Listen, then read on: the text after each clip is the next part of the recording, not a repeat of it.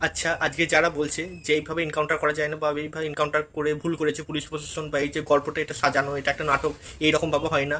আচ্ছা, আপনারা ভাবুন তো, যদি এই কথাটার মধ্যে যে প্রভাস মণ্ডল পুলিশের রিভলভার নিয়ে পালানোর চেষ্টা করেছে, ব্যাকফায়ার করেছে, এক রাউন্ড গুলি চালিয়েছে, যেটা পুলিশের তরফ থেকে বলা হচ্ছে, এই ঘটনাটার মধ্যে যদি 2%ও সত্যতা থাকে, তাহলে জাস্ট একবার ভাবুন তো, আজ যদি প্রভাস মণ্ডলের গুলিটা যদি সত্যি কোনো পুলিশ কর্মীর গায়ে লাগতো, সে যদি আহত বা নিহত হতো, কি হতো? রাজ্য রাজনীতিতে একটা মানে ভূমিকম্প বয়ে যেত এতক্ষণে।